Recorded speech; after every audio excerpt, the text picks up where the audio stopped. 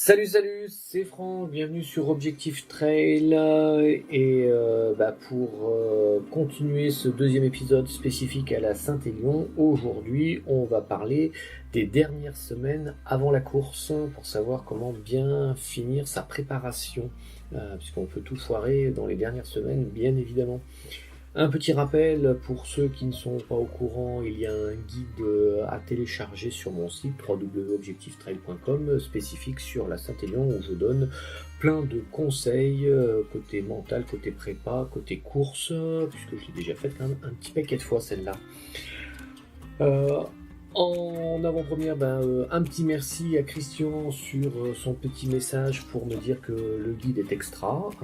Merci beaucoup Christian, ça fait toujours plaisir de recevoir ce type de message. Je voulais vous parler donc aujourd'hui de la fin de l'entraînement ou de ce qu'on appelle la période d'affûtage. Donc moi, ce que je conseille fortement, c'est de couper l'entraînement 15 jours avant le départ de la course. Donc on y est.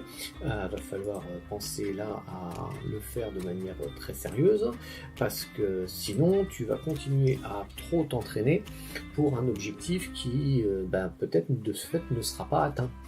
Donc je te renvoie à un des podcasts que j'avais déjà fait, je mettrai le lien là dans le podcast sur comment bien définir son objectif et ne pas se tromper d'objectif. Et si je te le fais en résumé, en gros, si tu pars pour être finisher, c'est pas la peine de vouloir finir une préparation pour devenir vainqueur de la Saint-Élion. A priori, t'as pas fait l'entraînement pour ça, et donc t'as pas le niveau. Donc, à part te planter et te faire une blessure dans les 15 derniers jours, moi, je te déconseille d'en rajouter un petit peu trop. Donc après, tu peux évidemment conserver un peu d'entraînement, mais pour le coup, il faut diviser par 2, par 3 ton volume que tu pouvais avoir si c'est nécessaire et obligatoire pour faire du jus, pour qu'en plus tu retrouves l'envie de faire dérouler les jambes le jour de la course. En plus, ta famille sera très contente de te retrouver un peu plus à la maison pendant ces soirées-là, avant que tu partes globalement tout un week-end à aller te fracasser pendant la nuit.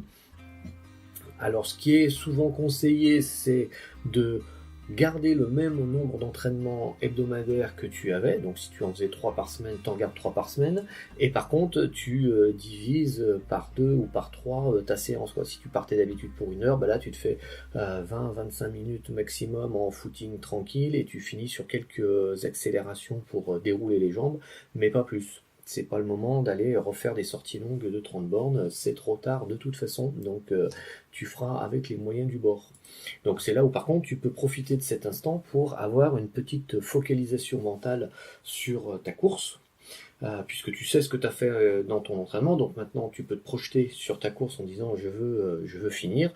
Potentiellement, je veux finir en 10 heures, en 11 heures, en 12 heures, ce que tu veux, mais te mettre dans les conditions où tu vas choisir, te dire, par rapport à mon objectif de course, maintenant je sais que mon rythme, je sais le tenir sur telle vitesse, je vais partir plutôt lentement pour m'échauffer, on parlera du départ dans le prochain épisode, pour que cet objectif puisse être atteint et pas se griller bêtement dès les premières foulées non plus.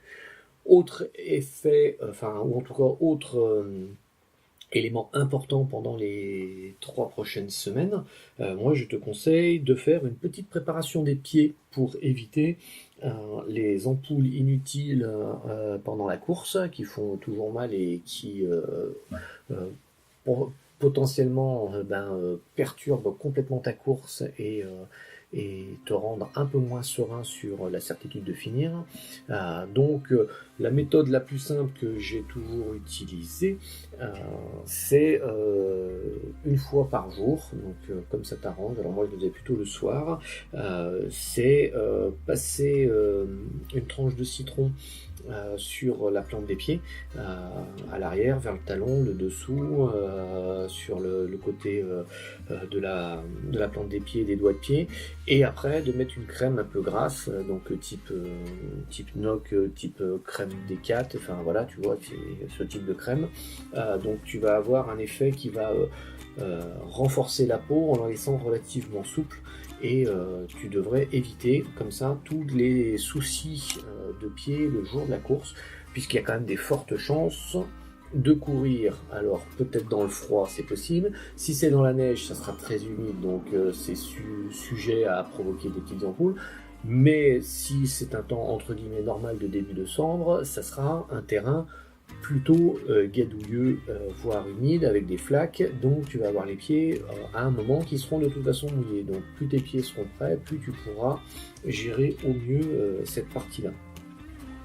Voilà tout ce que je voulais te dire sur ces 15 derniers jours, de bien en profiter, te reposer, c'est l'essentiel pour arriver le plus près possible. Alors te reposer tant bien que mal par rapport à toutes les autres contraintes, boulot, perso, etc. bien sûr, d'en profiter pour prendre le temps de préparer tranquillement tes affaires avec l'option A telle que tu l'as prévu, c'est la course se déroule dans les conditions climatiques que tu souhaites, et puis n'oublie pas que lors de la dernière semaine, il faudra surveiller la météo pour savoir s'il y a un ajustement à faire, parce que d'un coup ils annoncent 30 cm de neige, du verglas ou pas. Donc ça sera au dernier moment qu'il faut l'ajuster.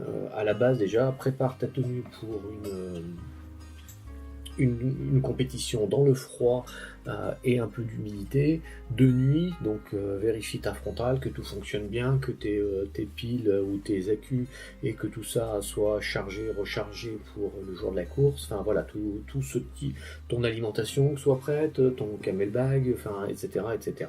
Voilà, tout ce qui doit te guider pour cette partie-là. Je te souhaite une bonne journée. Si tu peux aller mettre 5 étoiles sur iTunes, ça m'aide à faire connaître le podcast, donc ça serait super. Et si tu peux rajouter un petit commentaire, c'est encore mieux. Je te remercie d'avance et à bientôt pour la suite. Salut, salut!